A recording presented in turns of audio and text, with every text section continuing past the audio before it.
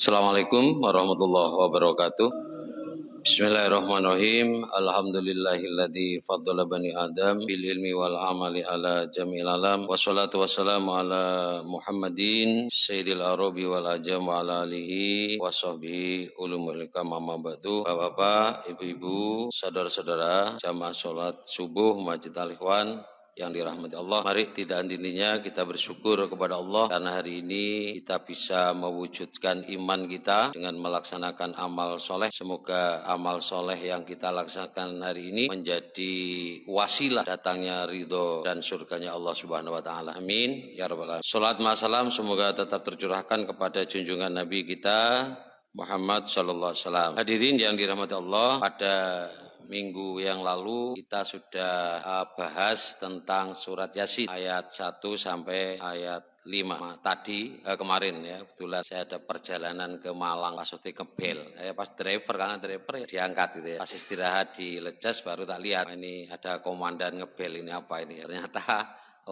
kosong, harus diisi. Wah, siap. Tadi malam datang sekitar jam 8 malam. Baik, untuk merefresh kembali pertemuan yang lalu, di surat Yasin di ayat yang pertama itu berupa huruf muqatta'ah, huruf-huruf yang terputus, yang lebih pas Allahu a'lam, Allah yang lebih tahu. Hanya kandungan tujuannya untuk apa? Kemarin saya sampaikan ada dua. Yang pertama, tantangan kepada orang Quraisy yang memang pada saat itu ahli pembuat syair, ya, kebudayaannya berkembang dengan baik, ditantang, ayo buat sebagaimana Al-Quran yang dibawa oleh Nabi Muhammad itu, yang huruf-hurufnya sudah kamu kenal, yaitu huruf ya dan shin. Dan yang kedua, untuk menyampaikan pesan bahwa keterbatasan dari ilmu manusia, bahwa manusia itu dikasih ilmu sedikit sehingga tidak tahu apa yang dimaksud dengan Yasin. Dua kandungan yang kemudian yang berikutnya di ayat kedua kita sampaikan Allah bersumpah dengan Al-Quran yang disifati dengan hakim. Ada tiga makna hakim yang sudah saya sampaikan. Yang pertama hikmah, yang kedua hukum, yang ketiga hikam. Ada tiga kandungan dalam bentuk hakim. Kemudian Allah memberikan statement, pernyataan, innaka laminal mursalin. Sesungguhnya engkau Muhammad adalah Rasul, untuk hiburan, untuk penguatan kepada Nabi kita yang penuh tantangan saat berdakwah. Saya sampaikan bagaimana saat dakwah di Thaif pada pertemuan yang lalu. Saat Allah nyampaikan innaka, kata ganti. Ini sebenarnya untuk kita perhatikan. Kenapa Allah menggunakan innaka? Sesungguhnya engkau. Artinya antara Nabi kita Muhammad dengan Allah itu sangat dekat. Kalau orang berbicara kamu, itu artinya kan berarti dekat itu ya. Nah, ini untuk melambangkan ke sana bahwa Allah dengan Nabi kita Muhammad itu adalah innaka laminal mursal. Dan ini merupakan sindiran sebenarnya kepada bangsa Quraisy yang tidak mempercayai kepada Nabi kita Muhammad, yang dikatakan sebagai penyihir dan sebagainya. Allah katakan innaka lamunal mursalin, Muhammad itu Rasul. Itu pukulan itu bagi orang Quraisy itu yang tidak percaya itu. Statementnya langsung datang dari Allah Subhanahu Wa Taala. Kemudian ala siratim mustaqim, ya, dan Nabi kita Muhammad itu berada di jalan yang lurus. Kemudian yang berikutnya tanzilal azizir roh, ya, yang diturunkan dari Allah yang maha perkasa, yang kemudian digabung dengan Rohim. Saya pernah sampaikan Al-Aziz perkasa, orang yang punya kekuasaan itu cenderung untuk melakukan kesewenang-wenangan. Nah, itu kekuasaan. Tapi kemudian ditutup oleh Allah. Kalau Allah tidak, Al-Aziz Ar-Rahim. Walaupun kuasanya tidak bisa ditolak, tapi Ar-Rahim. Allah itu maha penyayang. Jadi yang harus ditiru. Yang punya kekuasaan biasanya kan punya kekayaan lebih, punya jabatan. Biasanya saya naik.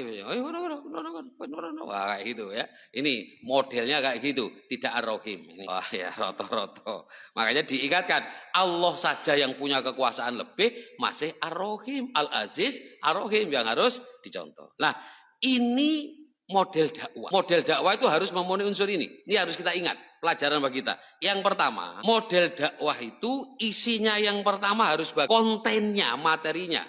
Maka konten yang disampaikan oleh Rasul itu wal Qur'anil Hakim. Ini penting. Pertama ya, kalau kita mau dakwah, kita mau berkomunikasi, maka yang harus diperhatikan pertama, apa pesan yang akan kita sampaikan. Sama dengan WA, ojo semua sembarang WA nerimo di sebarang kabeh. Delok dulu dilihat ya, dilihat ini bobot enggak, ecek-ecek disampaikan keliru pasti ya. Ini rugi kita punya banyak konten. Pertama harus diperhatikan wal Quran. Kemudian yang kedua, innaka laminal mursalin, orangnya harus bagus. Makanya dikatakan penyampainya siapa? Rasul Muhammad. Rasul, seorang rasul. Rasul itu punya 4 sifat kan ya.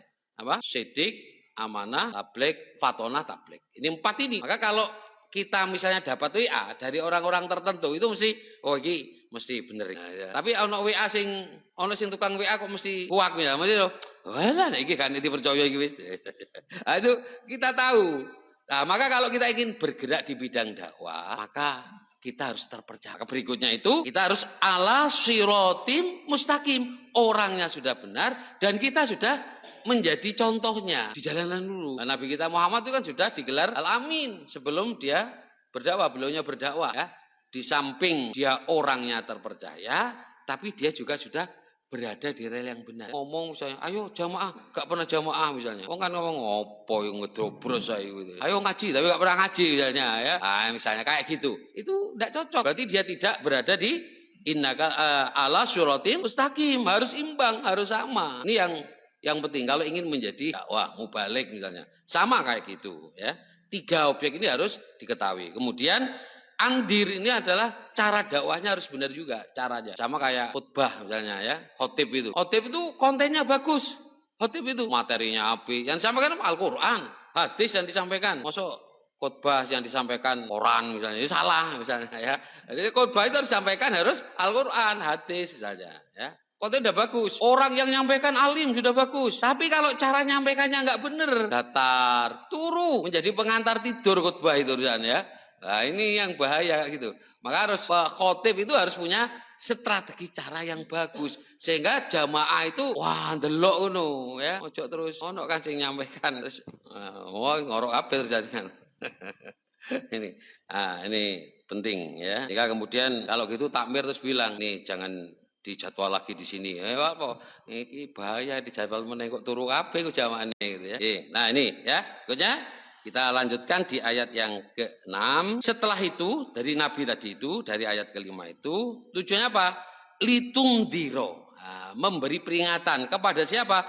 Kaumam ma'undiro abauhum fahum. Jadi yang disampaikan kepada orang Quraisy itu, orang Quraisy pada saat itu orang-orang yang belum tidak diturunkan Rasul lagi. Artinya masa fatroh saat itu, fatroh itu. Dari masa Nabi Isa sampai diturunkan Nabi kita Muhammad SAW. Ratusan, ada yang mengatakan 600 atau 500 tahun. Ya itu tidak ada Rasul yang diutus pada saat itu. Kalau dari jalur Ishak, itu setiap Ishak meninggal ada nabi lah. Meninggal lagi ada nabi. Tapi dari turunan Ismail, tidak ada. Begitu Ismail meninggal, tidak ada lagi.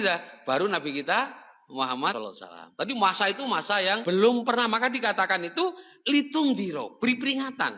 Kepada siapa? Kaumam ma'undiro abau. Yang bapak-bapak mereka, nenek moyang mereka itu belum dikasih peringatan.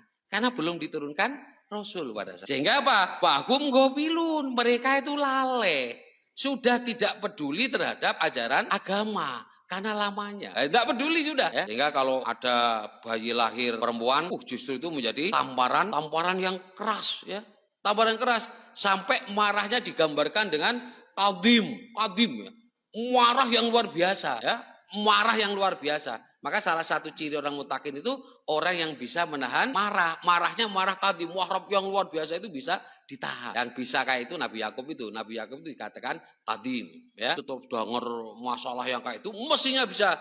Dia mau melampiaskan, dia tidak lampiaskan. Nah, ini di minum-minuman biasa. Main perempuan biasa. Perempuan ada harganya pada saat itu. Itu biasa. Kenapa? Gofilun, mereka itu sudah lalai. Oh iki antara ini benar atau enggak ya. Kayak sekarang itu ya muncul yang terbaru dari Abu Janda. Ya. Aurat wanita itu enggak perlu diatur kata Abu Janda. Yang perlu diatur itu pikirannya manusianya. Orang mau pakaian kayak apa kalau pikirannya bagus enggak apa-apa kata Abu Janda. Ini edan tenan wong iki. Nah, inilah. Jadi memang pengaruh. Ya, pengaruh. Saya ingin kembali ini. Kenapa Allah menguatkan innaka laminal mursalin sampai menurunkan ayat menyatakan kepada Nabi kita, Muhammad, kamu itu Rasul. Karena pada saat itu banyak orang-orang Mekah itu mengatakan Nabi, edan gila. Banyak orang itu terpengaruh oleh omongnya orang. Banyak, Pak. Kita tuh bisa terbang orang banyak itu bisa mengingkari kita. Contoh misalnya ya, Sodik misalnya pakai songkok terus pakai surban. Terus ngomong,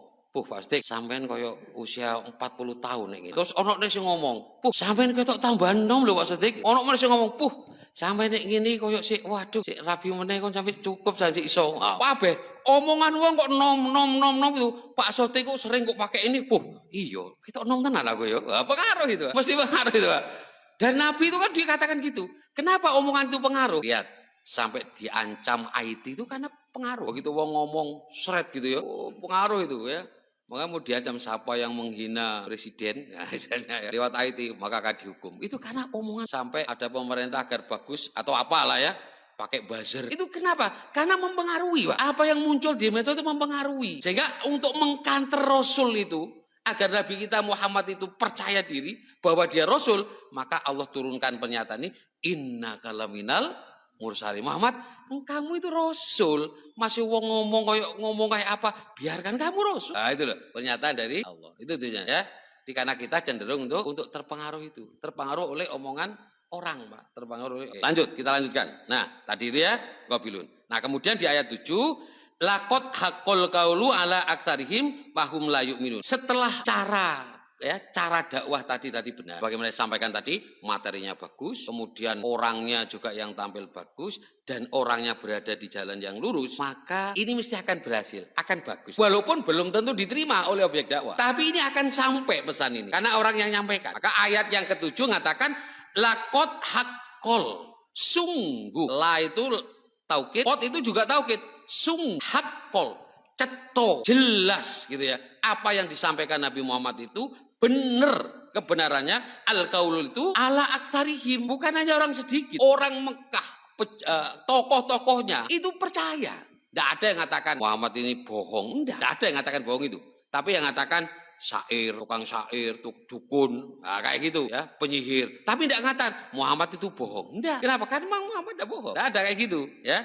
Jadi semua itu kebanyakan itu percaya. Contoh, saya ambil contoh. Ada kisah itu, ada 3 tokoh ya. Abu Sofyan, Abu Jahal, kemudian satunya Ahmad bin Syarih, gak salah ya. Ahmad bin Syarih. Itu kalau Nabi Muhammad baca Al-Quran malam-malam, 3 tokoh itu datang, Pak. Di rumahnya Nabi Muhammad itu dengarkan. Mendengarkan itu loh. Berarti kan mengakui bahwa itu benar. Mendengarkan. Tokoh. Dengarkan.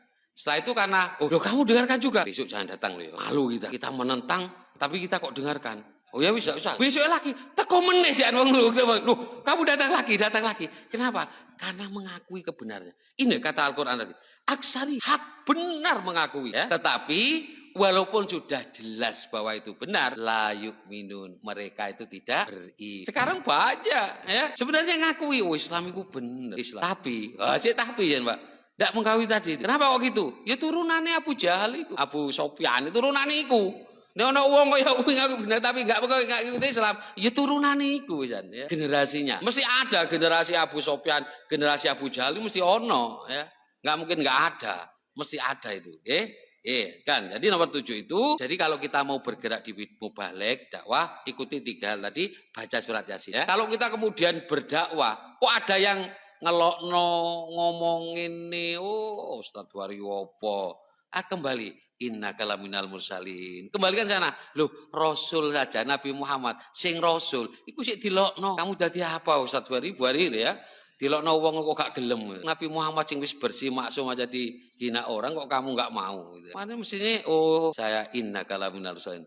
Berarti saya mengikuti jejak Nabi Muhammad. Jangan ada yang menghina, biasa. Orang bergerak di bidang dakwah, teroris iki. Biasa itu ya. Teroris biasa. Dihukum biasa, tidak perlu takut itu ya. Tapi ya takut ya Tiano ya. Oke, lanjut. Jadi walaupun sudah jelas yang disampaikan benar, tapi kebanyakan dari mereka itu minum tidak beriman. Kemudian kita lanjutkan. Kenapa dia diam? Karena sudah ini gini. Ini hukumnya sudah ya, hukumnya untuk pelajaran kita. Kalau materi itu sudah nyampe kepada kita, kemudian kita aku itu kebenarannya, terus kita tidak mengimani, maka kita akan mendapatkan ayat yang ke-8. Ayat ke-8. Apa ayat ke-8? Inna ja'alna fi a'naqihim aulalan. Maka Allah akan berikan kepada mereka itu belenggu di leher. Nanti maknanya banyak aulalan itu. Ada 2 yang saya sampaikan. Yang pertama, jadi orang ini tidak bisa mencerna, tidak akan menerima kebenaran. Wis nek benaran itu bener, kok nggak diikuti, maka makin jauh dia dari kebenaran. Karena makin tidak akan mencerna sudah. Allah dibelenggu. Ya. Nanti bahia ilal atqoni bahum mukmahun tengada. Karena ini dibelenggu, ini lehernya dikasih belenggu, maka tidak bisa noleh. Ayo ke depan gitu. Ini lambang orang yang sombong. Ada yang mengatakan makna majasnya itu sombong. Aklan itu dikasih ini, itu sombongnya, karena sombongnya. Jadi karena sombongnya dia tidak mau menerima kebenaran itu, ya, tidak mau menerima. Atau ada persaingan, ya, persaingan seperti Abu Jahal. Abu Jahal itu ditanya, kenapa kamu enggak mau menerima Nabi Muhammad sebagai Rasul? Apa kata Abu Jahal? Saya dengan Bani Hashim, kan beda suku ya, beda Bani itu ya. Bani Hashim, Bani satunya apa? Makdum ya, Abu Jahal itu. Akan Amr bin. Nah, kalau berbuat baik, Bani Hashim berbuat baik, ini ikut berbuat baik, Pak. Terus itu, selalu bersama. Tapi begitu dari Bani Hashim ada yang diangkat Rasul, ini iri, tidak mungkin ada Rasul dua, kan itu loh. Makanya kemudian Abu Jahal itu tidak mau menerima Nabi kita Muhammad SAW. Bukan karena dia tidak benar, bukan. Karena ada persaingan tadi. Nah, kesombongannya kemudian muncul tadi. Nah ini ya. Jadi yang pertama dikatakan, Al-Lan itu sebuah perlambang kesombongannya, ya, sehingga dia tidak bisa menerima kebenaran. Orang yang sombong mesti tidak akan terima kebenaran karena perasaan kesombongan. Dan yang kedua, makna kedua, bahwa memang nanti dia saat di neraka juga akan menerima ini, dibelenggu kayak gini. Makna kedua, ya, di akhiratnya nanti dia juga akan dibelenggu sebagaimana yang ini, dan dia hanya tidak bisa bergerak sudah. Karena di tengah ada itu kayak tahanan yang sudah dirantai misalnya, jalannya wis maju, nggak bisa kemana-mana. Ini makna kedua. Ya. Jadi kalau orang udah jelas, kok terus menolak kebenarannya, maka terus dia akan berada di dalam penolakan kebenaran-kebenaran. Ini ayat 8. Kemudian yang berikutnya, ayat 9, juga sama, ayat 9. Waja'alna mim baini aidihim saddaw wa min halbihim saddaw fa'uzainahum bahum la yub. Ini bukan dibaca untuk biar tidak ditangkap kalau nggak bawa SIM gitu ya. Wono polisi tak wocoy wes depan dinding, belakang dinding, sehingga nggak di stop oleh polisi gitu ya. Bukan itu ya. Ini maknanya maksudnya orang yang sudah ada kesombongan itu, maka dia tidak akan bisa menerima sumber-sumber hidayah. Nah, jadi itu maksudnya sumber-sumber hidayah. Wa ja'alna mim baini aidihim sadda, ya. Sumber hidayah yang berada di depan. Apa yang berada di depan itu sumber hidayah dalam bentuk kehidupan. Kehidupan dirinya, ya. Dirinya dilihat kayak apa dalam musisinya. Ya. Kalau saya lihat dulu ada dokter itu jantung itu menjelaskan ya apa aja sampai luar biasa. Sampai seperti itu aku mikir, ya Allah itu satu saja jantung itu sudah kerjanya kayak begitu. Lalu muncul subhanallah, maksudnya itu loh munculnya kayak gitu. Ya. Jadi kemudian menjadi tafakur, memikirkan. Nah, orang-orang yang sombong tadi tidak mungkin bisa menerima sumber kebenaran yang berada di depan. Dan yang kedua, wamin holbim sadda, itu yang di belakang mereka. Dia tidak pernah belajar sejarah. Tidak pernah belajar sejarah. Ya mestinya kalau jadi penguasa, lihat ada Allah komparasi dua penguasa yang mungkin tidak ada nanti sampai sekarang. Dua penguasa yang dikomparasi itu. Yang pertama Nabi Sulaiman. Nabi Sulaiman itu kekuasaannya nggak ono sampai sekarang. Sing menguasai jin, kendaraannya angin dikendalikan. Ya, punya anak buah bisa memindahkan singgasana dalam waktu kedipan. Kedip toh. Gak ono sampai saiki. Sing iso kirim foto sing sak kedipan. Pak tak kirim foto nih WA plek nyampe itu ya. Tapi nek kirim saya mau kirim kayak gini HP gak iso. Jadi paketno sih berapa kapan datangnya? 1 hari, Pak. Tapi nek sing ini langsung sak kedipan. Banyak dipoto baru bisa ya. Plek gitu ya. Dokumen bisa. Nah, kekuasaan sampai seperti itu. Terus dikomparasi dengan Fir'aun. Fir'aun juga sama. Fir'aun itu punya kekuasaan. Tapi jauh dari kekuasaan Nabi Sulaiman. Jauh, tidak ada apa-apanya. Nah, tapi kekuasaan Fir'aun sampai mengaku dia Tuhan. Sampai mengaku Tuhan. Tapi bagaimana nasibnya? Fir'aun ditenggelamkan. Dan sampai sekarang diselamatkan. Itu biar menjadi apa? Biar kita mempelajari. Itu adalah sumber hidayah. Nek wong penguasa mikir tekan semunu ya, itu nanti mikir, "Bu, aku ki Fir'aun apa ora ya?" Saya sudah sampaikan kan, ciri Fir'aun itu apa? Sudah ya. Dulu waktu Nabi Musa itu ya. Nah, kalau lupa silakan dilihat di streamingnya Al Ikhwan, di Facebooknya Al Ikhwan ya. Oh, penguasa yang disebut Fir'aun itu kayak apa cirinya? Ada di Facebook. Cari nanti Ustadz Buhari pas kisahnya Nabi Musa itu ada. Kata jelaskan lagi nanti rugi nanti waktunya ya. Itu komparasi ini. Kalau sudah jadi penguasa, si kekuasaannya gak selebar Fir'aun misalnya, kok berlagak seperti Fir'aun? Ya, di hadapan Allah mesti hancur. Mesti hancur. Nah, ini. Kemudian kekayaan, korun, orang apa kan ya? Korun. Nah itu sebenarnya komparasi. Kalau orang mauan mesti lihat ke sana. Sugihmu sak piro sih sugih. Korun itu sampai apa? Kekayaannya dibawa kuncinya saja kan ya. Dibawa oleh 10 orang yang besar-besar itu sudah masih berat. Itu kuncinya. Sik duduk barangnya ya. Itu gudang baru kuncinya gitu ya. Sik duwe toko misalnya wis 5, ayo wis berlagak koyo misalnya ya. Nah, kayak gitu. Duwe itu apa istilahnya? Nah, itu artinya sumber hidayah yang berada di belakang. Itu maksudnya. Kembali ke sana, lihat. Dan itu tidak akan berlaku bagi orang-orang yang sombong tadi, tidak akan nerima itu. Nah, kemudian sumber hidayah yang berikutnya yang dari atas, ya. Ini fa'alsainahum fahum la yubsirun. Jadi dari atas apa? Al-Qur'an yang diturunkan Allah. Dia tidak mempelajari Al-Qur'an tadi itu. Peringatan-peringatan dari Al-Qur'an tidak pernah dibaca. Al-Qur'an hanya diambil fadilahnya. Nah, ya. Al-Quran itu ada dua. Ada sebagai fadilah, ada sebagai hidayah. Hidayahnya nggak pernah dipelajari. Yasin diwoco ben minggu. Tapi cuma fadilah. Tapi bagaimana hidayahnya, sumber hidayahnya? Nggak pernah dipelajari. Ya nggak entuk. Nggak dapat. Nggak dapat bagaimana dia menjalani kehidupan sebagaimana dikehendaki oleh Allah. Nah, ini. Orang baru berkutat pada Yasin sebagai Al-Quran sebagai fadilah. Baca surat Al-Waqiah. Al-Waqiah. Kok Al-Waqiah apa itu? Yang biar tidak kekurangan biar kaya itu apa? Al-Waqiah ya? Oh iya. Berarti sing ngamal no ya. Hafal iki. Apa? Al-Waqiah. Nah, ya. Biar terhindar dari siksa kubur baca apa, Pak? Tiap malam Al-Muluk. Itu baru sebagai fadilah. Tapi enggak dipelajari sebagai sumber hidayahnya. Habis. Harus pelajari. Kayak gini. Nah, ini kita pelajari, kita tadaburi itu dalam rangka mengambil Yasin sebagai hidayah, bukan hanya sebagai fadilah. Apa salah? Enggak salah. Boleh, tapi kurang. Karena hudalil muttaqin, huda, hidayah. Nah, ini penting. Berikutnya, lanjut. Kemudian ayat 10, wasawaun alaihim a'andartahum amlam tundirhum la yu'minun. Kalau orang sudah dia tidak bisa mengambil sumber hidayah yang datang dari depan, dari belakang, dari atas, maka ayat 10 menjelaskan sawaun alai, sama saja bagi kamu, a'andartahum amlam tundirhum la yu'minun. Finish. Hatta. Artinya kau peringatan atau tidak kasih peringatan sama saja. Mereka tidak akan beriman. Itu statement dari Allah. Tapi bukan berarti statement ini kemudian kita yang menghukumi. Oh, wong iku angel wis. Sawaun iku wis. Ojo, tutup. Bukan kita ya. Kita tetap, Nabi ternyata tetap berdakwah. Nabi tetap berdakwah kan? Tetap diajari Abu Sofyan tetap didakwah. Ternyata kemudian di akhir kehidupannya menjadi beriman. Abu Sofyan itu. Kemudian Abu Jahal tidak berhasil. Anaknya. Abu Janda belum tentu juga. Bisa jadi di akhir nanti tetap kafir. Bisa jadi ya. Misalnya. Tetap tidak beriman misalnya. Bisa jadi. Misalnya. Tapi ya tetap didakwahi ya. Kalau di medsos itu waduh lagai luar biasa. Megelno ya. Ketemu koyok pingin digites gitu rasanya gitu ya. Karena komentarnya itu justru mendiskreditkan Islam sendiri. Wong Islam tapi kok justru Islamnya kok didiskreditkan. Dari mana saya bisa ya mbus ya. Apa termasuk ayat ini enggak boleh tapi ya.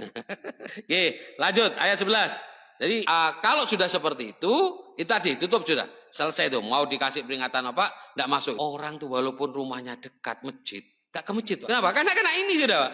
Gak kerungu, Pak. Alhamdulillah min dzalik ya. Saudara kita ini walaupun jauh, ini dekat di Mutakin ada gitu ya. Tapi loncat ke sini gitu ya. Karena sumber hidayahnya ada di sini gitu ya. Jadi cari sumber hidayah yang lain gitu ya. Oke, lanjut sekarang di ayat 11. Innama tundiru manittaba'a dzikra wa usya rahman bil ghaib fabashirhum bimaghfirati wa ajrin karim. Lah ini yang akan didapat bagi orang yang menerima hidayah. Ini disebutkan. Siapa orang yang akan menerima hidayah itu? Pertama ini disebutkan nih ya. Innama tundiru. Sesungguhnya engkau hanya bisa memberi peringatan kepada yang pertama orang yang ittaba'ad dzikra, mau mengikuti peringatan ini, ada keinginan mengikuti dalam hatinya, itu baru bisa menerima ya. Tapi kalau sudah di awal sudah menolak, ya ora iso wis iku. Kalau dalam dirinya sudah enggak. Tapi kalau siap menerima, tidak ada penolakan, bisa jadi akan terima. Banyak misalnya ada orang-orang yang kafir misalnya mempelajari Islam, ya, kemudian menjadi tertarik. Nah, itu ya. Karena di sini masih terbuka, dibuka hatinya. Tapi kalau dalam hatinya sudah menolak, maka dia mempelajari Islam bukan untuk mendapatkan hidayah, tapi untuk menyerang Islam. Itu beda ya, untuk menyerang Islam. Karena di sini ada penolakan. Tapi kalau dia lepas, dia ingin mempelajari betul, maka orang-orang inilah yang nanti akan bisa menerima hidayah. Jadi dibuka. Ittaba'a dzikra yang pertama. Yang kedua, wa khosyar rahmana bil ghaib. Orang yang khosyah. Khosyah itu gini. Khosyah itu orang yang takut karena ada ilmu yang masuk. Makanya yang pertama ini tadi. Sehingga innallaha yakhsyallahu ulama. Sesungguhnya orang yang takut kepada Allah itu hanya ulama. Itu pakai yakhsha. Ulama itu orang yang berilmu. Nah, misalnya kita tahu, oh nih mangan sate misalnya orangnya darah tinggi itu Pak Dokter ya. saya mengiro-ngiro aja gitu ya. Mari ngono, oh mari mangan sate, aku punya darah tinggi. Itu kok meningkat? Tanya dokter. Oh iya. Nah, itu kemudian mau makan sate takut dia. Ah, itu namanya khosyah. Khosyah yang didasari oleh ilmu. Ada ilmu yang sudah masuk ya. Kok kena asam urat, ate mangan kacang, duh yo. Mangan kacang itu nggawe asam urat. Kemudian mau makan, ojo, cari dokter Hamid tidak boleh makan ini. Ini bisa pengaruh kepada asam urat ini. Nah, itu dia takut memakan itu karena ada ilmu tadi yang masuk. Itu yang namanya khosyah. Nah, gitu ya. Sama kayak kita. Saat kita mau melakukan perbuatan dosa, ada masuk. Ya Allah, iya. Ini kan takut nanti balasannya begini, siksanya begini. Lah, itu yang namanya khosyah. Maka orang yang makin banyak ilmu, mestinya makin khosyah. Orang banyak ilmu. Itu maksudnya ya. Sehingga orang yang mau menerima manittaba dzikra tadi, dia mau nerima dzikir, nerima dzikir. Dzikir itu kan ilmu maksudnya ya. Dzikir adzikra itu Al-Qur'an termasuk adzikra. Nerima dzikir, maka akan muncul yang berikutnya itu wa khosyar rahmana bil ghaib. Jadi takutnya kepada Allah diperjelas goib yang enggak ada. Enggak kelihatan goib Allah itu ya. Karena orang melakukan perbuatan dosa itu karena merasa tidak diawasi oleh Allah kan. Karena merasakan itu. Allah tidak hadir. Dia tidak takut bil ghaib tadi. Makanya dijelaskan wa khosyar rahmana bil ghaib. Ya, saya pernah guyonan itu ya. Nah, saya sampaikan ada orang naik sepeda ada lampu merah, sempris itu ada polisi. Loh, kamu nggak tahu kalau lampu merah? Tahu Pak. Kenapa kamu langgar? Karena saya nggak tahu kalau ada Pak polisi tadi. Karena nggak takutnya karena ada Pak polisi gitu. Mau nggak ada polisi dilanggar aja. Nah, ini. Ada orang berbuat dosa karena dia tidak merasa Allah. Tapi saat Allah kita hadir, orang itu mesti tidak akan melakukan perbuatan dosa. Pak. Bagaimana yang kisah seorang pemuda yang terjebak dalam gua itu. Salah satunya kan dia, wah saya suka anak perempuan, anaknya Pak mau nikahi, diajak enggak mau. Suatu saat dia butuh uang, ya wis kamu tak kasih tapi kamu harus mau kemuan saya. Ya sudah. Wah, begitu mau melakukan diingatkan takutlah kepada Allah. Nah, ya, sebelum ini halal kan itu ya. Baru takut, enggak jadi dia lakukan. Nah, ini yang namanya takut bil ghaib. Takut karena Allah. Allahnya enggak ada. Enggak kelihatan maksudnya, bukan enggak ada. Allahnya enggak kelihatan. Ghaib. Tapi kemudian muncul pada dirinya bahwa Allah mengawasi. Nah, ini yang akan didapat nanti bagi yang disebut dengan khosyah tadi. Nah, orang yang punya ciri tadi itu, dua tadi itu, ittaba'a dzikra wa khosyar rahmana bil ghaib, maka pabasyir, sampaikan kabar gembira kepada orang-orang yang seperti ini, dia akan mendapatkan maghfirah, ampunan. Dosa-dosanya akan diampuni oleh Allah Subhanahu. Ini pertama apa? Ampunan dulu Pak, yang diberikan oleh Allah. Apa? Ampunannya diberikan dulu. Kalau ampunannya sudah diberikan habis, diampuni, maka yang berikutnya wa ajrin karim. Apa? Surga. Nah, itu setelah diampuni. Kalau dosanya belum diampuni, tidak bisa. Makanya kemudian tingkatannya apa? Ampunan dulu maghfirah, baru wa ajrin karim. Itu yang akan mudah-mudahan kita termasuk yang ini ya. Amin. Ya, terakhir yang 12 sampai 12 ya. Inna nahnu nuhyil mauta wa naktubu ma qaddamu wa atharahum wa kulla syai'in ahsainahu fi imamin mubin. Sungguh kata Allah, nahnu nuhyil mauta. Kamilah yang akan menghidupkan orang-orang yang mati. Ini. Jadi tidak ada konsep dalam syariat kita, agama kita bahwa mati selesai urusan. Tidak ada. Hanya orang yang bunuh diri karena merasa bahwa dengan bunuh diri urusannya selesai. Padahal tidak ya. Allah katakan di sini akan dihidupkan. Yang menghidupkan siapa? Allah. Kemudian diingatkan. Diingatkan, ini ingatan yang perlu. Wa naktubu ma qaddamu. Pertama, ya. Wa naktubu ma qaddamu. Apa yang kita lakukan di dunia ini, qaddam itu dikirim ke akhir. Maka siap perbuatan kita tidak hilang. Kenapa? Akan dikirim di akhir. Pamay ya'mal misqala dzarratin khairan yara wa may ya'mal misqala dzarratin syarran yara. Walaupun nanti dalam pengadilan saya pernah sampaikan itu dalam satu hadis terus diampuni oleh Allah, ditutup oleh Allah, gitu ya. Nih. Jadi nanti semua perbuatan kita jangan terus hilang, tidak. Ingat, apapun yang kita lakukan baik maupun jelek qaddamu akan dikirim, tidak akan hilang, akan dikirim ke akhirat. Utama ya. Makanya orang yang meninggal itu kata Rasul yang ngikuti 3, yang kembali 2. Yang ngikuti apa saja? Keluarganya, hartanya ikut, kemudian amalnya ikut. Ikut amalnya. Selama mulai balik sampai meninggal itu ikut semua itu amalnya itu. Ikut itu. Yang akan kembali 2. Apa yang akan kembali? Keluarganya balik, hartanya balik, bantal saja ndak akan ditaruh di situ. Wong mulih gak ono, aduh iki senengane bantal iki, deleh kudu ngesakno, enggak, ono wis ya. Gawa mulih kabeh Mas bantal gitu ya. Nah ini ya, bawa pulang semua. Tapi yang tinggal amal. Ini tadi cocok sama ini. Wa naktubu ma qaddamu. Perbuatan kita, amal kita selalu ikut kita saat kita meninggal, menemani kita. Makanya qaddamu. Dan yang berikutnya, yang kedua, wa atharohu.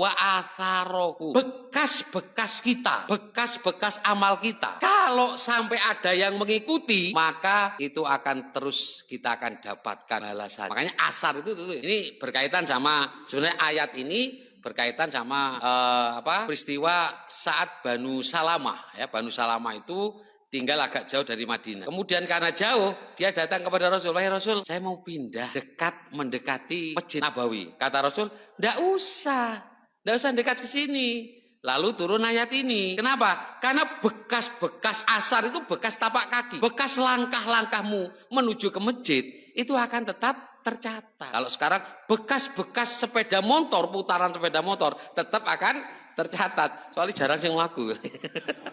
Pokoke wong ado kabeh golek. Oh, motor kabeh gitu ya. Lah itu, bekas-bekas putaran itu tercatat, Pak. Jangan mesti tercatat. Enggak akan hilang. Ini jeda-jeda. Ini Dokter Hamid yang dekat ini yang jalan. Yang masuk ini asar, langkah. Ini jalannya, kakinya. Ini jangan tiru ya. Makin jauh jalannya makin bagus. Ya. Makanya dianjurkan perbanyak langkah ke masjid. Cuma saya walaupun dari Pila tetap naik peda Pak, gak melangkah kok ya. Gak nutut kok gini kok gitu ya. Jalan ya. Ada orang yang jalan luar biasa itu. Jadi itu awalnya di situ. Tetapi ini makna umumnya asar itu semua apa yang kita lakukan kalau itu diikuti orang lain maka kita akan mendapat. Contoh misalnya begini. Ini ada satu hadis yang sunatullah yang maksud menghidupkan sunnah. Saat Rasulullah itu mau perang, Rasul itu mengajak kaum muslimin untuk bersedekah. Ayo bersedekah. Kemudian ada seseorang yang memulai awal, memberikan infak. Baru kata Rasulullah, siapa yang mengikuti kamu, maka kamu akan mendapatkan pahalanya. Ini asar, yang mengawali. Artinya yang dihidupkan itu yang sudah ada tuntunannya, bukan yang nggak ada tuntunannya. Nah, itu maksudnya, ya. Sunnah yang belum dihidupkan. Misalnya di sini, dulu siapa yang pernah menghidupkan kajian subuh awal sampai sekarang hidup ini dia akan mendapatkan jariah. Awal siapa yang mensponsori itu ya. Saya tidak termasuk ya, karena belum jadi takmir gitu ya. Jadi tukang isi ya. Nah, kayak gitu. Makanya cari siapa yang mengawali. Mengawali perbuatan yang dikon sunnah di situ, kalau itu bisa hidup, wah luar biasa. Kita akan dapat. Dan sama dengan kejelekan. Sama. Kejelekan ini kalau kita memberi contoh, terus ono sing ngikuti. Oh terus iku. Pertama ada goyang ngebor. Ini awal ya goyang ngebor ini. Terus ono goyang gergaji. Wah itu pengikut sudah. Ono goyang apa mereka? Oh ini. Lah ini pengikut ini. Maka awal siapa yang goyang ngebor, wah itu akan dapat. Terus pahalanya itu. Pahala kok kiriman itu dia. Asarnya itu tertulis itu ya. Kayak gitu. Makanya hati-hati ini pelajaran untuk kita. Dan disampaikan di sini wa kulla syai'in ahsaynahu bi imamim mubin, dan segala sesuatu kami kumpulkan dalam kitab yang jelas di lauh. Tertulis Pak, apapun yang kita lakukan akan tertulis. Sama kayak perjalanan kita. Kalau kita nggak percaya perjalanan kita itu Google nyampaikan. Google ya Pak, kalau yang biasa itu. Nanti sampaikan bagaimana perjalanan Anda yang ke Malang. Muncul di Google Pak. Kapan aku ngomong di Google itu? Nyampaikan. Kalau kita bawa aplikasi itu. Nanti kalau muncul, kalau kita di Facebook itu, ini kenangan Anda 2 tahun yang lalu. Dimunculkan, Pak. Iki dek dunia. Apa mana di akhirat, Pak? Ini Anda yang masih muda dulu. Nah, ditulis itu. Nah, tetap ditulis, Pak. Wa kulla, ya di sini wa kulla syai'in ahsaynahu bi imamim. Saya kira sampai ini dulu ya bahasan kita tentang surat Yasin. Mudah-mudahan bisa menambah ilmu kepada kita dan akan meningkatkan amal soleh kita ya. Amin ya rabbal alamin. Subhanakallahumma bihamdika asyhadu an la ilaha illa anta astaghfiruka. Assalamualaikum warahmatullahi wabarakatuh. Di surat Al-Mu'minun ya, waktu saya jelaskan tentang pewaris surga Firdaus. Ya. Di ciri pertama surga Firdaus itu orang yang khusyuk di dalam sholatnya. Artinya hatinya mulai dari hati. Artinya motivasi hidupnya kepada, kalau dia cari harta juga motivasinya apa dilarang? Tidak, gitu ya, tidak dilarang. Dan yang berikutnya, karena motivasinya akhirat, sholat yang khusyuk itu akan berpengaruh. Inna sholata tanha anil fahsya'i wal munkar. Nanti saya ingin tarik ke sana ya. Dia akan tercegah dari perbuatan keji dan mungkar. Keji dan mungkarnya selesai dengan sholat. Sholatnya bagus. Lalu dia tingkatkan. Dia mu'ridun, meninggalkan lawun, perkara yang sia-sia. Itu yang tingkatan yang kedua. Orang sudah terjaga lisannya, terjaga kakinya, terjaga tangannya. Semua aktivitasnya bermanfaat. Dia tidak melakukan perbuatan, gerakan tangannya yang tidak bermanfaat. Lisan yang keluar tidak bermanfaat. Semua bermanfaat. Nah, itu ya. Saat orang itu sudah seperti itu, maka ciri berikutnya adalah orang bayar zakat. Nah, kalau kita tarik tadi dengan di antara itu, bahwa orang yang bayar zakat itu orang yang punya hak. Saat orang sudah perbuatannya baik, maka harta itu akan datang. Loh, apa kemudian cuma datang nunggu saja? Enggak. Kita diperintahkan adalah untuk bekerja, bertebaran. Kalau udah selesai sholat Jumat, bertebaranlah kamu ya. Fantasyiru fil ard. Ya, untuk cari karunia Allah, untuk mencari, suruh bertebaran. Tapi jangan dilupakan ini dulu, waktu-waktu sholatnya tetap terjaga. Tapi kemudian dia cari. Bukan waktu sholatnya dikorbankan untuk mencari dunia. Ini yang keliru ya. Kosek duh gurung mari sak niki ben ora salate engko isik wis. Lah ini salah namanya. Artinya salatnya dikorbankan untuk mencari dunia. Mestinya salatnya yang dilakukan setelah salat baru cari dunia dilanjutkan. Nah, itu maksudnya. Tetap kerja. Gambarannya mari kita lihat Hajar, istri dari Nabiullah Ibrahim ya. Terus cari. Nah, dunia bagi kita, dunia bagi kita. Dunia itu sama statusnya dengan orang kafir, diberi fasilitas hidup. Orang kafir dikasih, orang beriman juga dikasih. Itu fasilitas, Pak. Ya, makanya kayak oksigen semua dapat. Orang kafir punya mobil, orang mukmin juga punya mobil. Sama, Pak. Banyak malah kalau di Jember ini sing kafir sing akeh sing sugih misalnya ya. Pinggir-pinggir jalan yang punya. Itu fasilitas itu. Bagi orang beriman, harta tadi akan punya nilai di hadapan Allah kalau terpenuhi dua syarat. Dapatnya sesuai dengan syariat, dinafkahkan sesuai dengan syariat. Jadi kita nggak bebas, Pak. Kita memperoleh dunia harus sesuai syariatnya, menafkahkannya juga sesuai dengan syariat. Nggak boleh kita seenaknya dewe ya. Mergo duwe akeh ana tukang bakso misalnya ditempak dijongkrakno terus nyoh tuku meneh. Misalnya nggak boleh ya enak kayak gitu misalnya. Nggak boleh. Tapi tetap menafkahkan harta sesuai dengan apa yang dituntunkan oleh Allah. Baru dunia itu akan menjadi amal bagi kita. Nah, itu maksudnya. Jadi ciri dunia akan jadi milik kita, akan jadi amal bagi kita kalau terpenuhi dua hal. Ingat, di akhirat tadi, nanti orang tidak akan bergerak kaki waktu di akhirat itu, kecuali setelah ditanya 4 hal. Salah satunya dunia. Dunia ini yang ditanya sampai 2 kali.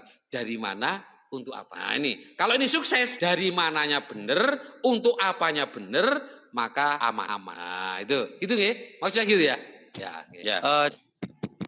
Jaminan dari Allah gini, selama Islam itu belum turun, Nabi kita belum diangkat sebagai Rasul, maka yang berlaku agama sebelumnya. Saat orang itu berpegang teguh pada agama sebelumnya, maka dia tetap akan selamat dia. Ya, sebagaimana yang di surah Al-Imran ya, man amana billah, barang siapa beriman kepada Allah, beramal soleh, baik itu mukmin, terus apa nasoroh, apa gitu ya, lupa saya ayatnya itu. Waladina amanu wa amilus solihati, terus lupa saya namanya. Tapi intinya tahu ya bahwa orang-orang yang beriman ya, beramal soleh, baik itu Nasoro, Nasrani, Sobiin termasuk itu ya. Man amana billahi wal yaumil akhir, maka dia akan mendapatkan. Itu maksudnya saat periodenya. Kalau Kristen, Nasrani, berarti saat periode Isa sampai diutusnya Nabi Muhammad. Kalau dia berpegang teguh pada itu, ya dapat dia tetap.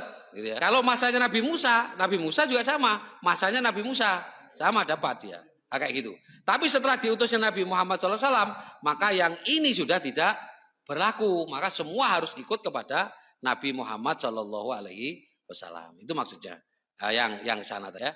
Jadi warokoh pun kalau dia berpegang teguh tetap bisa. Kenapa? Karena belum diutus. Kan dia bilang seandainya saya masih hidup, kan itu ya, saya akan ikut membela. Kan itu ya. Insya Allah kalau dia berpegang teguh pada agama sebelumnya yang baik tetap akan mendapatkan pahala yang benar dari Allah Subhanahu Wa Taala. Nah, dan yang kedua sombong itu jelas sudah. Kalau orang sombong itu kan sudah jelas.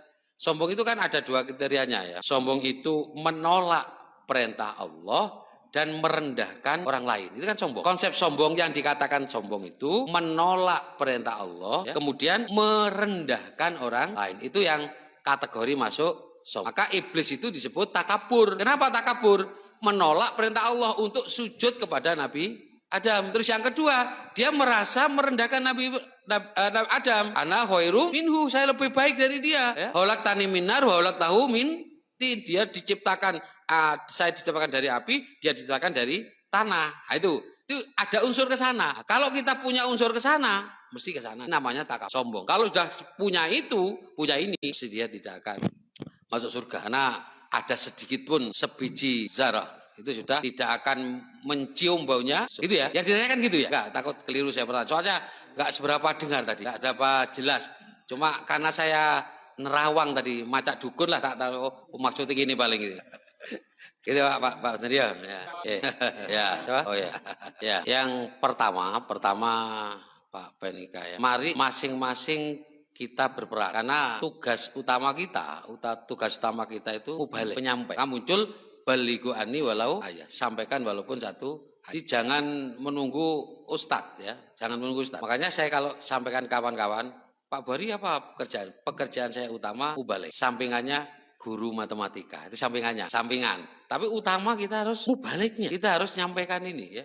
Harus nyampaikan jadi pembawa misi dari agama. Minimal mulai dari diri kita. Artinya diri kita itu sumber dakwah. Kalau perbuatan kita itu sudah bagus mencerminkan Islam, itu kan jadi sumber dakwah kita.